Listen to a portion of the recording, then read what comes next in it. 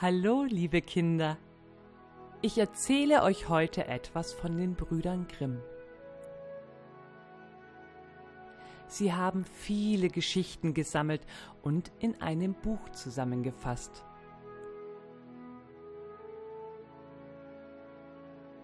Ein Märchen davon habe ich nun ausgewählt. Es heißt Der Froschkönig.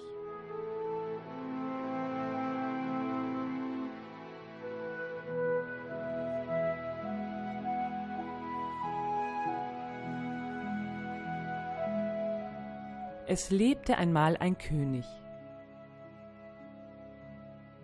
Der hatte wunderschöne Töchter. Die jüngste von ihnen war so schön, dass selbst die Sonne immer wieder verwundert war, wenn sie ihr ins Gesicht schien.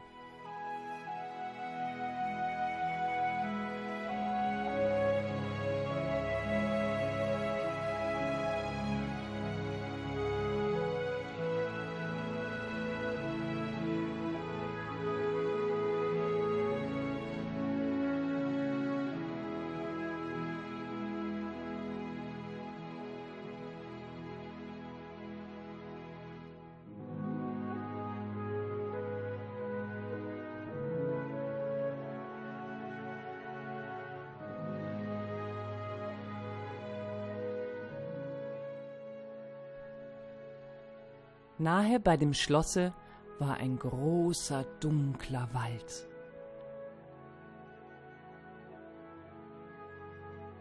Und mitten darin, unter einer alten Linde,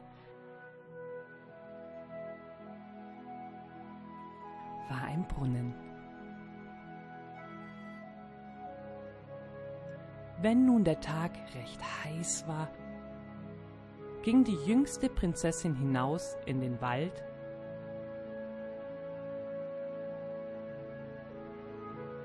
und setzte sich an den Rand des kühlen Brunnens.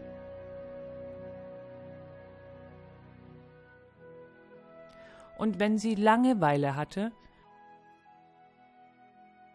nahm sie eine goldene Kugel, warf sie in die Höhe und fing sie wieder auf.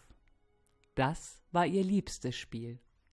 Nun trug es sich einmal zu, dass die goldene Kugel der Königstochter nicht in die Händchen, sondern gerade in den Brunnen hineinfiel. Die Königstochter folgte ihr mit den Augen nach, aber die Kugel verschwand und der Brunnen war tief, so tief, dass man keinen Grund sah. Da fing die Prinzessin an zu weinen und weinte immer lauter und konnte sich gar nicht trösten.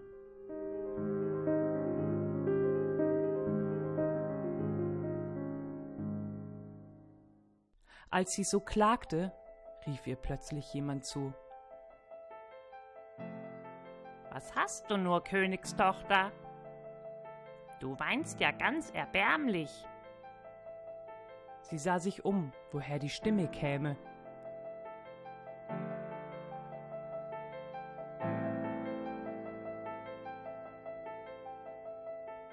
Da erblickte sie einen Frosch, der seinen dicken, hässlichen Kopf aus dem Wasser streckte. »Ach, weißt du, ich weine, weil mir meine goldene Kugel in den Brunnen hinabgefallen ist«, sagte sie. »Sei still und weine nicht«, antwortete der Frosch. »Ich kann dir helfen und deine Kugel wieder hinaufholen. Aber was gibst du mir, wenn ich dein Spielzeug wieder heraufhole?« »Was du haben willst, lieber Frosch«, sagte sie. »Meine Kleider, meine Perlen und Edelsteine, auch noch die goldene Krone, die ich trage.« Der Frosch antwortete: »Deine Kleider, deine Perlen und Edelsteine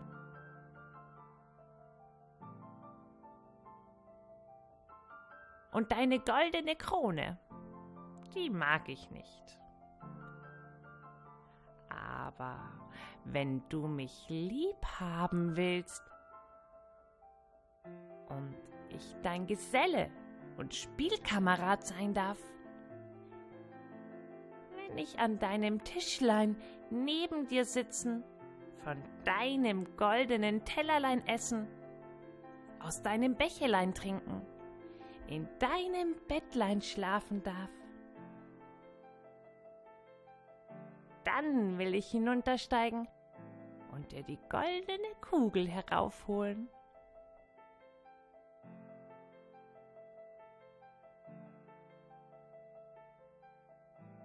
Das würdest du tun? Du würdest mir die Kugel heraufholen? Ja, sagte sie, ich verspreche dir alles, was du willst. Sie dachte aber, der einfältige Frosch mag schwätzen, was er will. Der sitzt doch im Wasser bei seinesgleichen und quakt.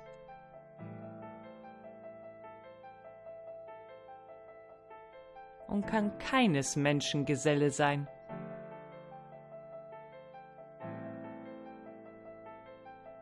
Als der Frosch das Versprechen der Königstochter erhalten hatte, tauchte er tief hinab in den Brunnen. Und nach einer Weile kam er wieder heraufgerudert, hatte die Kugel im Maul und warf sie ins Gras. Die Königstochter war voll Freude, als sie ihr schönes Spielzeug wieder erblickte, hob es auf und sprang damit fort. »Warte, warte«, rief der Frosch, »nimm mich mit. Ich kann nicht so laufen wie du.« Aber sein Quak, Quak half ihm nichts.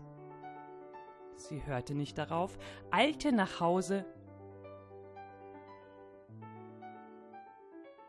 und hatte den Frosch bald vergessen.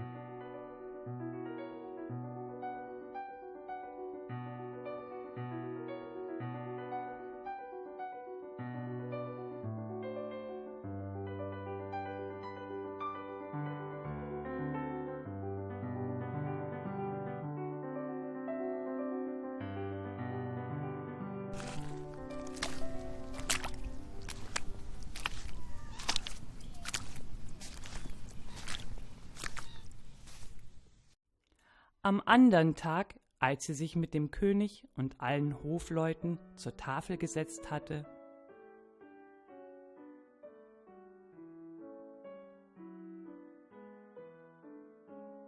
und eben von ihrem goldenen Tellerlein aß,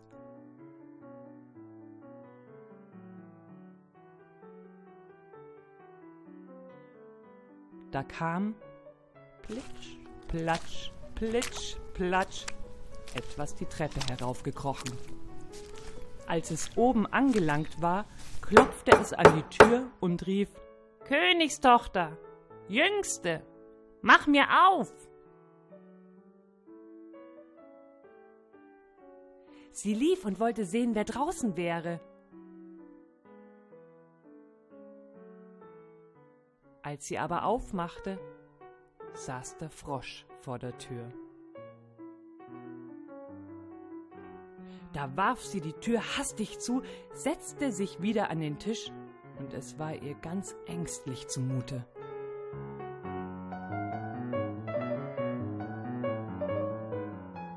Der König sah wohl, dass ihr das Herz gewaltig klopfte, und sprach: »Mein Kind, was fürchtest du dich? Steht etwa ein Riese vor der Tür und will dich holen?«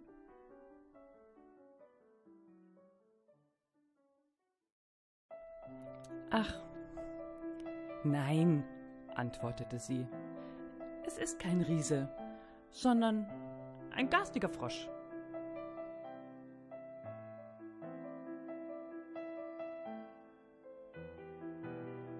»Was will der Frosch von dir?« »Ach, lieber Vater, als ich gestern im Wald bei dem Brunnen saß und spielte, fiel meine goldene Kugel ins Wasser. Als ich deshalb weinte, hat sie mir der Frosch heraufgeholt. Und weil er es verlangte, versprach ich ihm, er sollte mein Spielgefährte werden. Ich hätte aber nie gedacht, dass er tatsächlich aus seinem Wasser käme.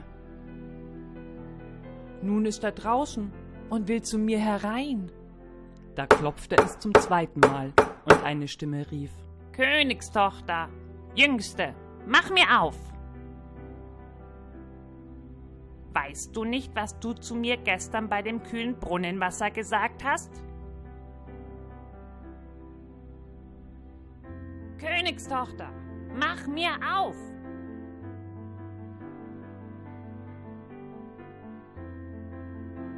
Da sagte der König: Was du versprochen hast, das musst du auch halten. Geh nur und mach ihm auf.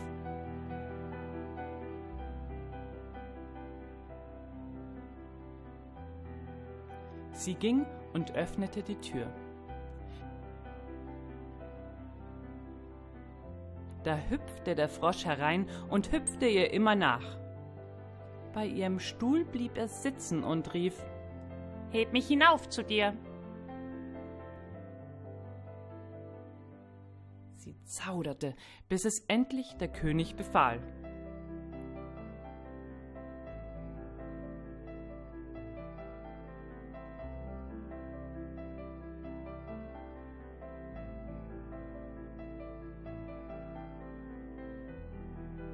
Als der Frosch auf dem Stuhl war, wollte er auf den Tisch.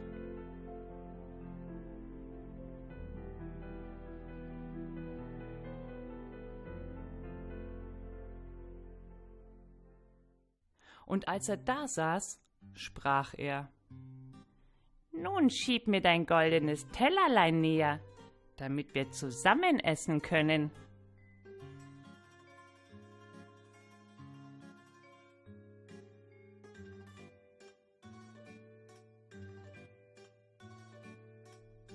Der Frosch ließ sich's gut schmecken.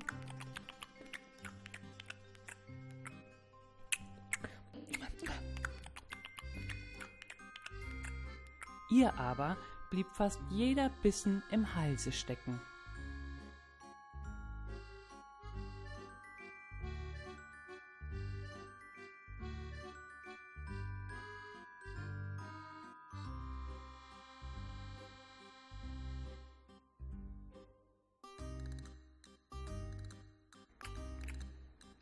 Endlich sprach der Frosch: Ich habe mich satt gegessen und bin müde. Nun trag mich in dein Kämmerlein und mach dein seidenes Bettelein zurecht.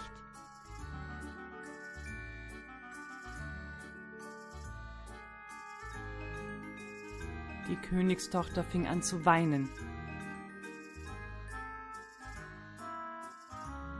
und fürchtete sich vor dem kalten Frosch, der nun in ihrem schönen, reinen Bettlein schlafen sollte.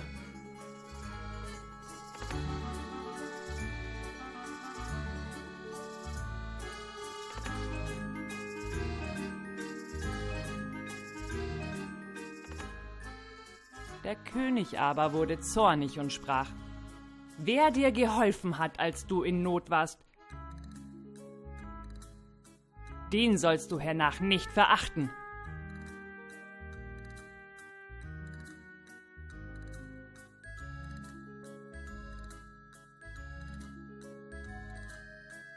Da packte sie den Frosch mit 2 Fingern, trug ihn hinauf in ihr Kämmerlein und setzte ihn dort in eine Ecke. Als sie aber im Bette lag, kam er gekrochen und sprach: Ich will schlafen so gut wie du. Heb mich hinauf, oder ich sag's deinem Vater. Da wurde sie bitterböse, holte ihn herauf und warf ihn gegen die Wand. Als er aber herabfiel, war er kein Frosch mehr, sondern ein Königssohn mit schönen, freundlichen Augen.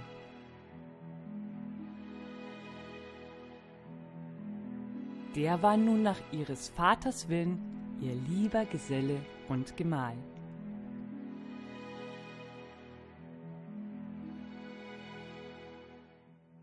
Er erzählte ihr, er wäre von einer bösen Hexe verwünscht worden und niemand hätte ihn aus dem Brunnen erlösen können, als sie allein.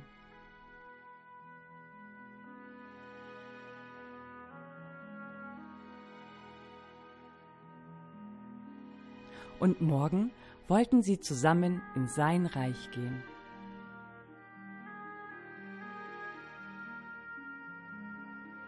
Das war der Froschkönig.